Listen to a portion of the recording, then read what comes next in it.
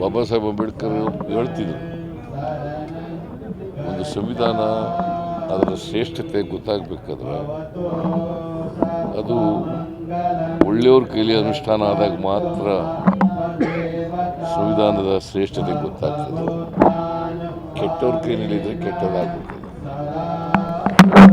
So ಇದನ್ನು ಭಾಳ ಸ್ಪಷ್ಟವಾಗಿ ಹೇಳ್ತಾ ಇದ್ರು. ಅವತ್ತೇ ಈ ದೇಶದ ಜನರಿಗೆ ಎಚ್ಚರಿಕೆಯನ್ನು ಕೊಟ್ಟಿದ್ರು.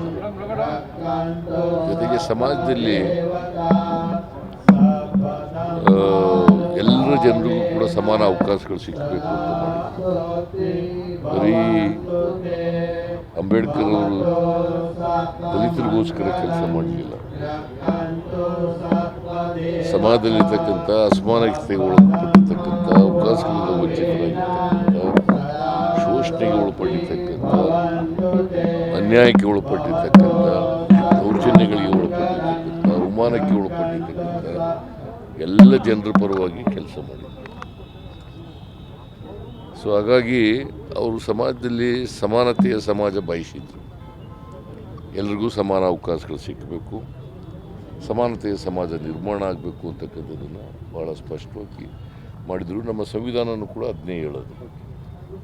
ಸಂವಿಧಾನದ ದೇಶಗಳು ಕೂಡ ಅದನ್ನೇ ಇರ್ತಕ್ಕಂಥದ್ದು, ಆಶಯಗಳು ಕೂಡ ಅದೇ ಇರ್ತಕ್ಕಂಥದ್ದು. ಸೊ ಅವರು ಏನು ಹೇಳ್ತಾ ಇದ್ರು ಅಂತಂದರೆ, ಸಂವಿಧಾನದಿಂದ ಅನುಕೂಲ ಪಡ್ಕೊಂಡಿರ್ತಕ್ಕಂಥವ್ರು ಕೂಡ ಅವರ ಸೋದರರ ಜನಾಂಗಕ್ಕೆ, ಅಸಮಾನತೆಯನ್ನು ನಡ್ತಕ್ಕಂಥ ಜನಾಂಗಕ್ಕೆ ಸಹಾಯ ಮಾಡಬೇಕು. ಮತ್ತು ಎಲ್ಲರೂ ಕೂಡ ಅರ್ಥ ಮಾಡ್ಕೋಬೇಕು ಸಂವಿಧಾನ.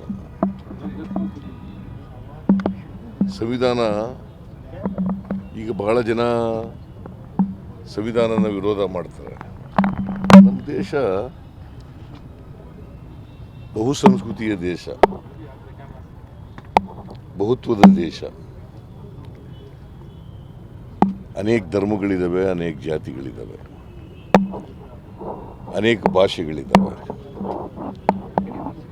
ಇದಕ್ಕೆ ಯೋಗ್ಯವಾದಂಥ ಸಂವಿಧಾನವನ್ನು ಕೊಟ್ಟವರು ಬಾಬಾ ಸಾಹೇಬ್ ಅಂಬೇಡ್ಕರ್.